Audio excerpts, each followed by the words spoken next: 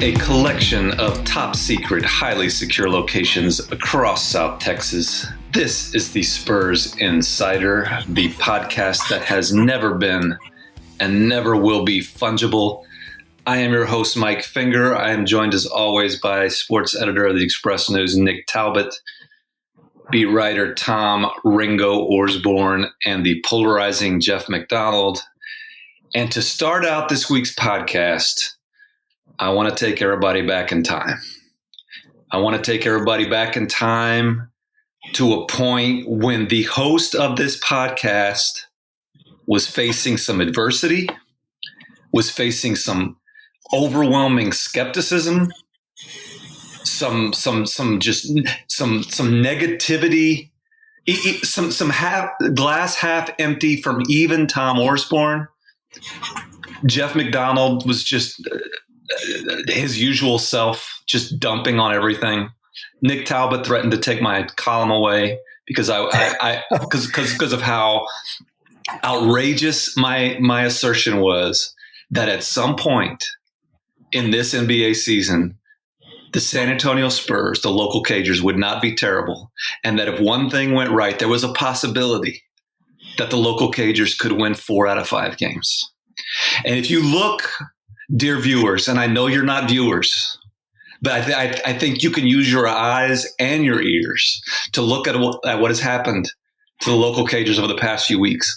Not only have they won 4 games out of 5, not only have they won 5 games out of 6, they've won 7 games out of 10.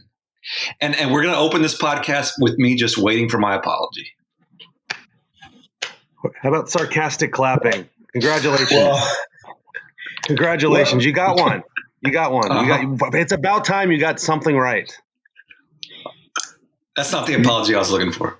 You got to put together a 7 out of 10 streak of your own, Mike. Yeah, I'm not going to predict that that's going to happen. I'm just going to say, every now and then, DeMar DeRozan knocks down a 3-pointer. Every now and then, you get one right. You get something right. That's a pineapple. That's you get right. A pineapple. Was the one good thing the Phoenix win? Was that the big? Was that yes. That was the spark. Yeah. This was my point. It wasn't all going to be it's not always going to be terrible forever. It's not always going to be, well, it might be, but it's not always going to be good forever. You know, things can change. Bad teams win every now and then. Good teams lose. And now the Spurs are in a situation where it seems like, I mean, yes, this is a team that's won many NBA championships, and we're talking about them wrapping up a 10th seed. So let's keep this in perspective. But they have wrapped up a 10th seed, and that seemed unlikely not too long ago. It seemed unlikely to start the season, and they're on the way up. So let's not mathematically. Let's put that out there. They haven't mathematically wrapped up anything. Okay. It seems like they're in firm control. I believe the magic number, if we want to talk about magic numbers, with 12 games remaining, any combination of 7 San Antonio Spurs victories and New Orleans Pelicans losses get you there. Pelicans beat the Clippers. That could be the Pelicans' one good thing. You're right. I'm not going to, just as I didn't want you guys to discount my hypothesis about the Spurs turning things around, I will not discount your hypothesis about things falling apart. That could happen. Anyway, you are correct in that at least a 10th seed, at least one extra game, at least a spot in the play-in tournament seems overwhelmingly likely for the local Cagers at this point. And that's progress, and we can see where they go from here. I mean, their schedule is so tough. It's if they had a little bit more favorable schedule, you could start talking about hey, maybe they could get up to 8. Maybe they could get into where you only have to win 1 game to get to the playoffs instead of 2. I think the schedule is still going to kind of preclude them from getting out of that 9-10 hole, but they're right there and it's doable. And I think they are. If I'm not mistaken, as we sit here today, they're just a game in the loss column behind Memphis for 8th. And not to get too crazy, but 2 games from 7th. So they again, if the schedule just wasn't such a, and not just in terms of the games the number of games, but the teams they have to play. If their schedule just wasn't such a bear, I would almost like their chances of bumping up a little bit. But as it stands, I think that 9-10 spot seems pretty solid for them. It's going to be hard for New Orleans to catch them for sure. Tom, you asked me what it was that turned things around, but I'm gonna ask you. Obviously, the Phoenix game started it, but what did change over these past 10 that kind of sparked a turnaround? Better defense, barring last night, of course, the Washington game, when there was no defense anywhere to be found, except by Patty Mills late in the game, according to Pop, against Bradley Beal. But, yeah, they defended better. The one thing, though, that's looming now is the injury to Derek White. What effect that'll have on the local Cagers. But yeah, they've defended better, and DeMar is playing just outstanding. DeJounte also. Yeah, so a lot of good things are going right for this team, except for last night when Derek suffered another injury, this time an ankle injury. A guy who just can't get right this year. Yeah, this team just can't have nice things. Like, they get on a roll and then they lose a player. But yeah, Derek has just been.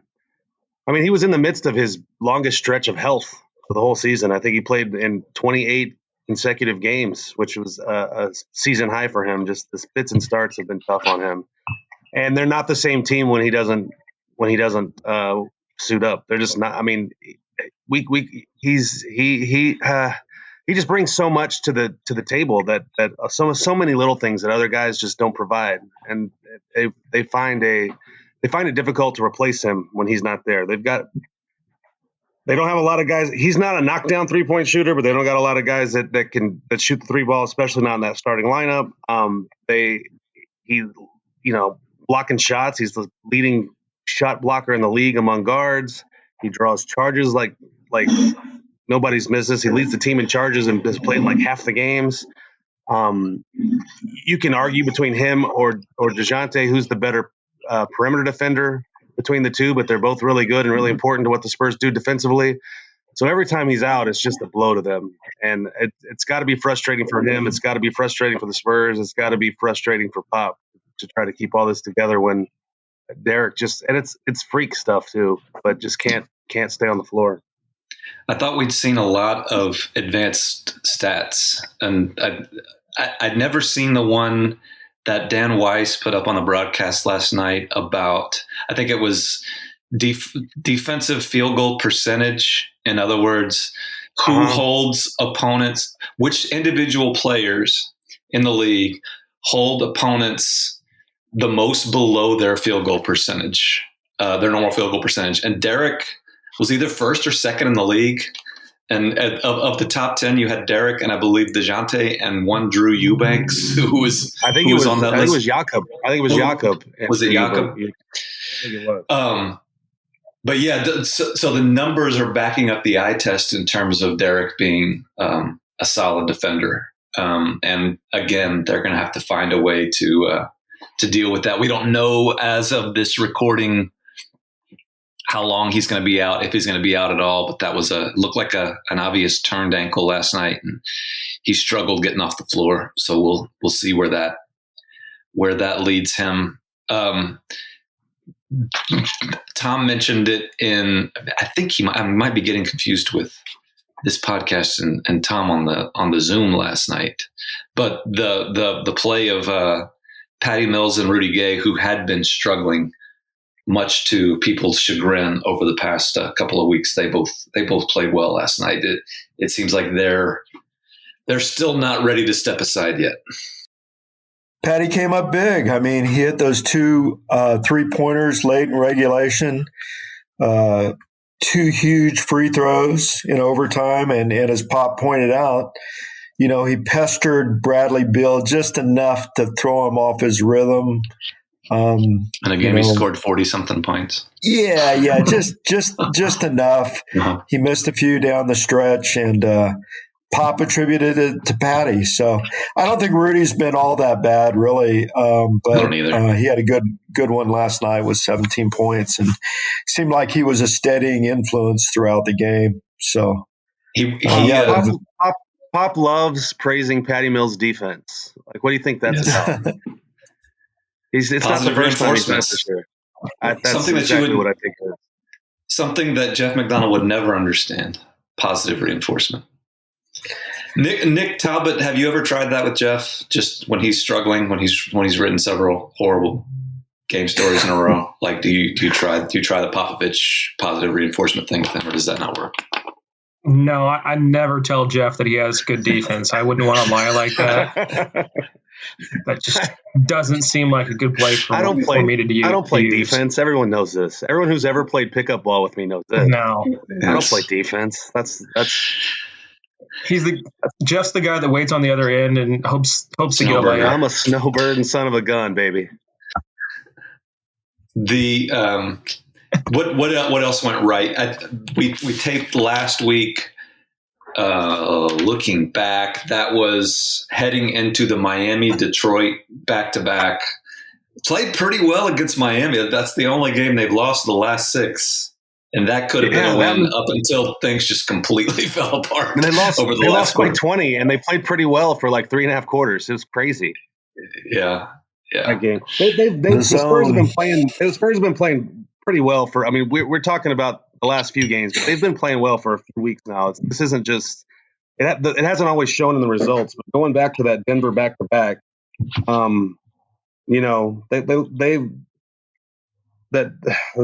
lost that Denver back-to-back by like a combined 4 points or so. Like it wasn't bad. Like their last really bad loss was when Cleveland just trucked them. That was April 5th. Since then, they've been playing some pretty good ball. They've mixed in a tough loss here or there, but they've been playing pretty good ball all the way since then. So this isn't just kind of a Johnny come lately. They've been, had a good week, good couple stretches. They've been playing well for a while, and it kind of makes you think that they're onto something a little bit. I think the Cleveland loss was April 5th. We recorded the podcast where I was called crazy on April 6th. So I just want to put that out there. But it's like that's the first time you've ever been called crazy. Like, that might not be true. That might not be true. In their 7 games before, there are 8 games before the Wizards game. Let's see, they gave up, they only yielded, 97, 107, 85, 94, 107, 91. So clearly they're playing better defense. But then again, going forward, if you don't have Derek White, you could see more games like we did last night against the Wizards, although not to that, not as much, but without White, you just wonder what their defense will look like. Could be more Devin Vassell. Hey, fans will love it. Don't tantalize people. That's just mean. Other positive developments over the past couple of weeks. I mentioned them earlier, and I guess I was wrong about the field goal percentage thing. But when we did our Alamo episode, in reference to Gorgie Jing and him being the reinforcements, like Drew Eubanks apparently took offense to that because almost immediately after the Spurs signed Gorgie Jing to basically take Drew Eubanks' job, and then Jing immediately got injured. Like Eubanks has been amazing. He's been amazing. Yeah, and that's not even me being sarcastic. No, like he's been amazing. No. Did any of y'all see this coming? Do you think anyone has thrown up a sky hook like he did last night? I mean, a real other than me. Yeah, I mean, can you? I mean, we all see jump hooks and variations of a hook, but a true sky full-on sky hook. I mean, I think if he has any sense of humor, he needs to wear the Kareem goggles to the next game. That would be so funny. The rec specs, man, that would be awesome. Yeah. Like he's had games, right? Here, Jiminy. Go ahead. Jiminy. I was just going to say the skyhook is what grabbed the attention of Tom and you guys. But equally impressive to me was their play last night and one of the recent nights when he, just because of the way the defender was kind of in his way, he went almost instinctively to a left-handed hook and swished that. Like, that's hard to do, to be able to hook with both hands. You don't see hooks at all much in the league anymore. And then for him to do it lefty, he's showing a pretty complete game. DeMar pointed that out last night, Mike, and said it's cash in the bank when he's in the paint. He can go to either hand, as DeMar pointed out. Yeah. And he's a guy that, he's had a game here or there throughout his career where, you're shorthanded, you're down some bigs, and they bring him up from the G League or whatever, and he fills in a game here or there and looks okay, gives you some numbers, gives you some minutes. I wasn't sure he could hold it together as your just full-time number 2 backup center for a whole month. And you'd be okay. I don't think the Spurs thought that either, because that's why they went out and got Gorgie Jane.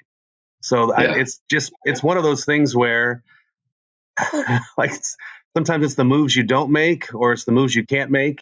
Pop can't, for a long time, couldn't put Jing in the game because he was hurt, had to go to Drew, and Drew Eubanks made the most of it. He plays like, that was DeMar's quote from a long time ago, was he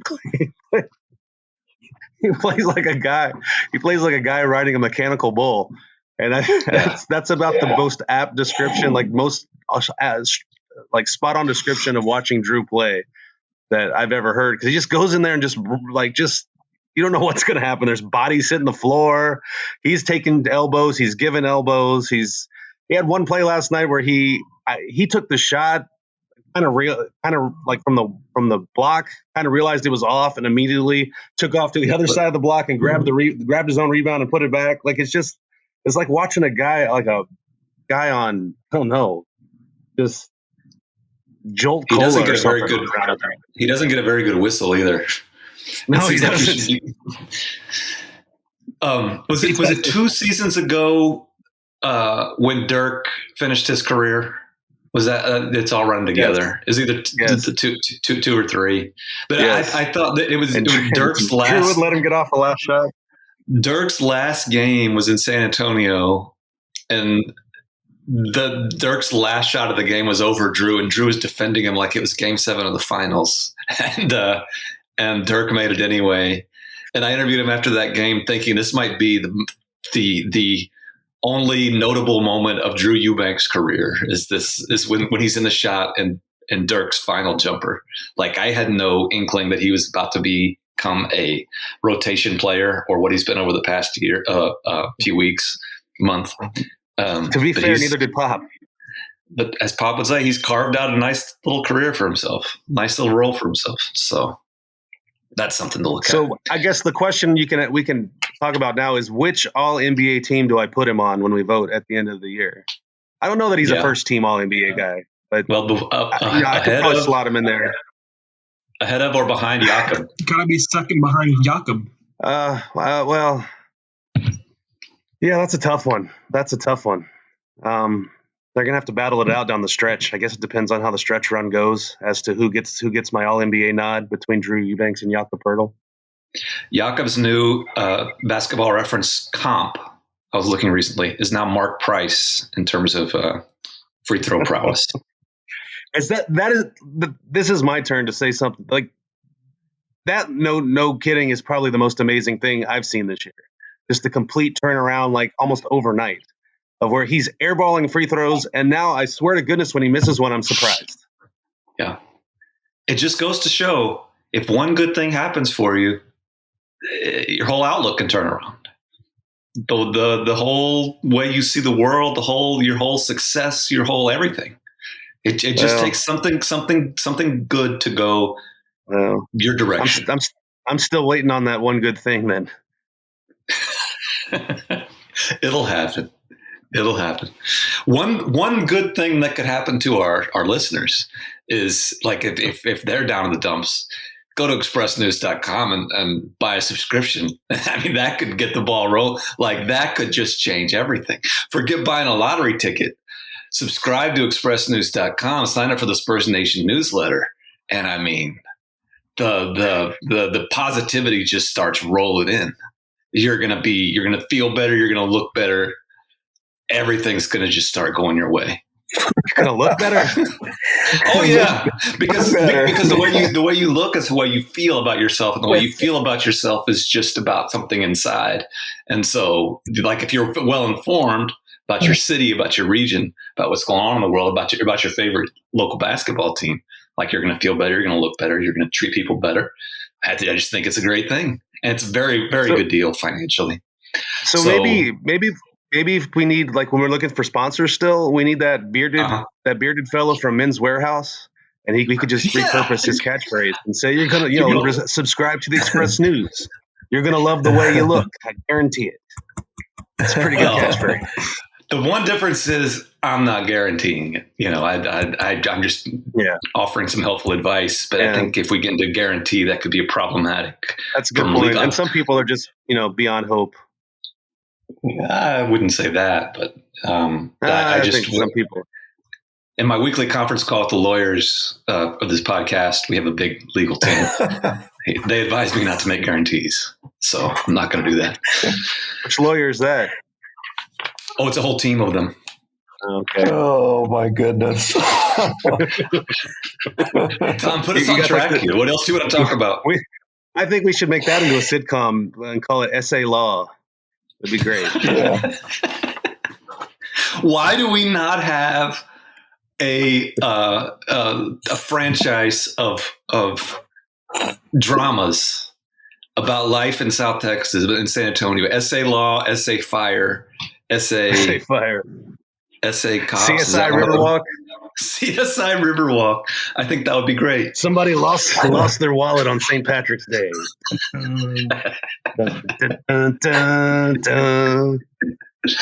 Is that the theme song? No, that would be Law and Order.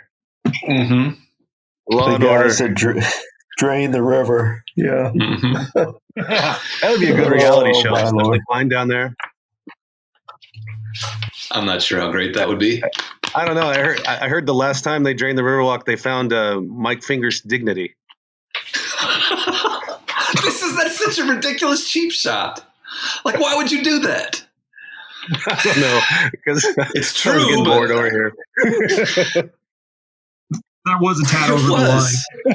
But I do think Jeff passed Did You Know? I mean, he knew about NCIS and CSI, and he almost knew the theme song. So I think he might have passed Did You Know this week. Yeah, I'm not sure, but maybe that does Jeff know. In the chat of this podcast, not only do we have a team of legal representatives, we have a team of producers. And our lead producer just mentioned a case for the first episode of CSI Riverwalk. He says, Luis says, cause of death, chicken on a stick. So that leads me to a lot of questions. Is the death by the chicken or the stick? Like, did someone choke on the chicken, or were they like stabbed by the stick? This could go a number of ways. Yeah. That's the CSI part, Luis says. Yeah. Okay. The great Jerry Orbach. I was thinking of him when you guys mentioned Law and Order. I miss him every day. Cops. I think they did a survey one time, and real life cops said he most embodied what they do daily. That he was a perfect example of a real life cop. Yeah. Detective, I should say. Detective. Yeah. Yeah. Didn't he start on Broadway or act on Broadway for a while? Yeah. The Fantastics was a long running show that he was in. Wow. Can't tell you what it was about, but I'm sure it was compelling. I saw him one time in New York at a Broadway show. We were in the audience, and he was taking in whatever show we were at. You don't remember what show it was? I do not. That's disappointing. Might have been How to Succeed in Business Without Really Trying. Was Mrs. O there with you? She was. Yeah. You always we had a good streak of seeing celebrities in New York. Alec Baldwin at a diner. Uh-huh. JFK Jr. Wow. Shirtless playing frisbee in Central Park. I think you told me that one time. Yeah. My Mrs. O nearly fainted. Uh-huh. And Mia Farrow. We saw Mia Farrow in Central Park. That's quite a mix. Yeah. And like, were they all together hanging out, like all these people, or these were separate incidents? Separate over many years span. Yeah. And most of them pre cell phone camera days, so you couldn't grab. Why exactly. would you? Tom Osborne. When I started traveling for the Express News many years ago, and every now and then you see lots of quasi celebrities in airports and things, and Tom gave me a great tip for how to acknowledge people that you know are famous. You don't want to intrude on them, because I'm that way. When I'm out in public, people are always clamoring for my Mike, take a selfie with me. Give me your autograph, that type of stuff. And it just bothers me, dude. The mob with pitchforks does not want your autograph. Well, nevertheless, I don't want to intrude on people. But Tom Osborne many years ago told me that his go-to line when he sees an actor, just a famous person in public, Tom just slyly walks by, kind of nods and says, "I enjoy your work." And I think that's great, because you kind of let the person, you make the person feel good about him or herself, and you just let them go on about their day. I think that's great. I think if people would say that to me in public, I would enjoy it. First, they have to enjoy your work, though. That's the problem. Rather than the endless, shouting and screaming, the hysteria. That came to me in Newark, at the Newark airport. It was after a Cowboys game, early morning, walking through the airport, going to the gate, and one Michael Imperioli. He was about 10 feet in front of me. And I had to come up. I had to figure out, I was excited to see him. It was at the height of The Sopranos and his run as Christopher Moltisanti. And I was excited. But I had to get to the gate. He was in but he didn't want to talk to me, of course. And I just passed him. I nodded and I said, "I like your work." Yeah. And he said, "Thank you." Yeah. Very sincerely said, "Thank you." Yeah. That's all you needed to say. Yeah. So this is not going to surprise you, but I've never gotten I enjoy your work in public. I get a lot of I know you from Twitter. That might be the new I enjoy your work. I don't know.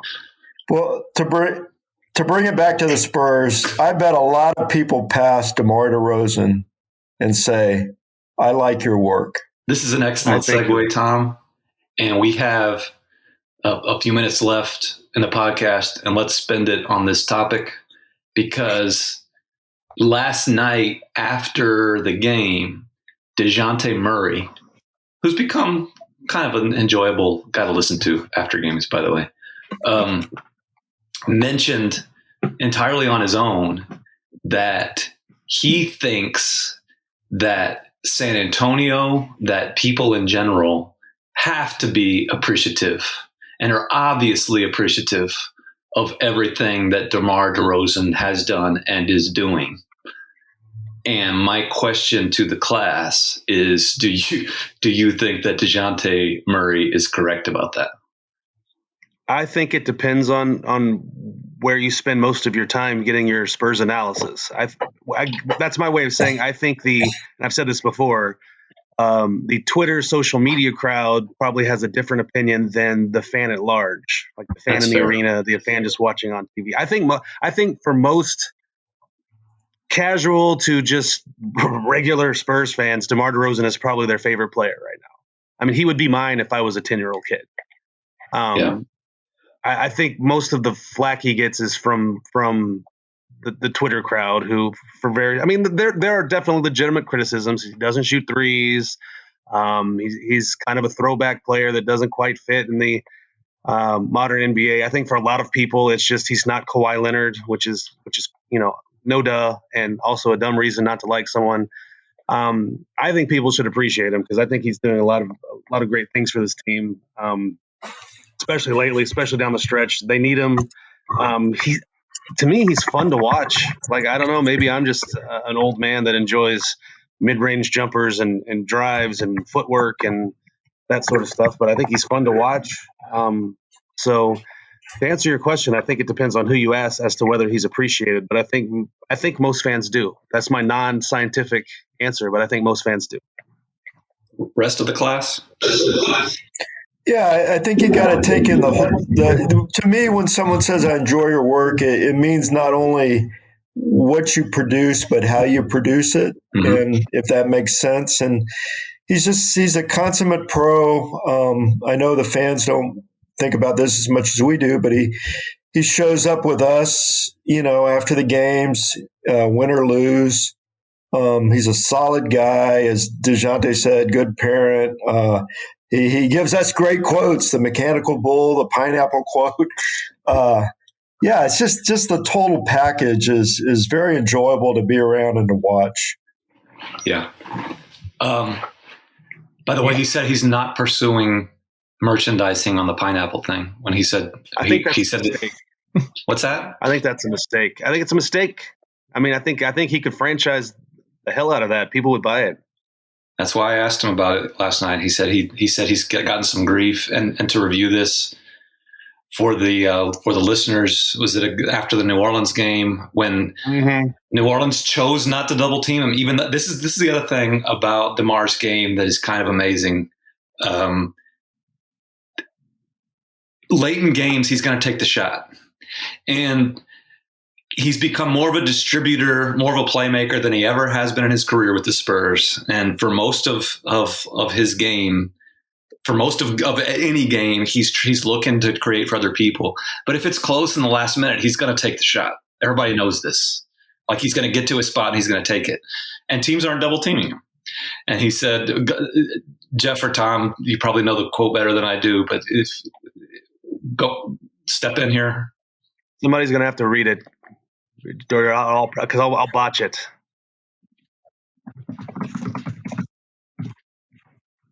It was he's talking about, you can double team if you, this is what I'll paraphrase the beginning. Okay. You can double team me if you want, and that's fine. I'll make the right pass, but if you're going to stay with me on the island, I'm going to be the first one to get the pineapple. Right. And then there was a little pause, and then he kind of shook his head, like, whatever the hell that means, which I thought was kind of the best part of the quote, because he realized the analogy was kind of falling apart in the middle of him making it. So I enjoyed that self-awareness as well. But yes, but I there's think got to be some crossover he could do with SpongeBob or something. Like, maybe he can parlay this into a guest appearance. His kids would probably like that. I don't know if they're into SpongeBob or not, but that would be fun. Aren't there like island colors? Like when you think of islands, you think of bright, vibrant. Yeah, sure. And sure. He always likes wearing vibrant shoes and what have you. Like, there could be pineapple, something along those lines. I would point out in Washington, the game came down to the wire again. DeMar made two big shots. I think one to tie the game and one to put the Spurs ahead. And then when it was tied again at the end of regulation, Washington did bring some semblance of a double team at first. And he was able to kind of spin out of that, wiggle out of that, ended up just kind of one-on-one with Russ. And, Russell contested that shot pretty good. But, yeah, DeMar took the shot, and that shot was down. I was actually surprised it didn't go in, because it was halfway down and rattled out. But it seems like Washington at least made an attempt to double team. I just don't think they're very good at defense. So yeah, that was fairly teams are maybe learning. I don't know. I mean, he's been in the league for 12 years. They should know by now, but teams are maybe learning. Yeah. Well, it's working out, and it might not work out forever, but for now, the local Cagers, I think, can serve as an inspiration to us all about how, when things look like they're not going to get any better. And 3 weeks ago, there was for 99% of the population, they saw no hope for this team, that they could never dream of putting together a good couple of days, let alone a good week, let alone a good month. But you just need one good thing to happen. just one good thing to happen. Look for that one good thing when you're out there in the world today. When you're out there in the world today, don't come and approach me. Like, don't do that. But look for that one good thing to happen. And that could turn into 2 things. That could turn into 3 things. And when things are going well, just keep taking care of each other and keeping it real. And when all else fails, consult the team of lawyers.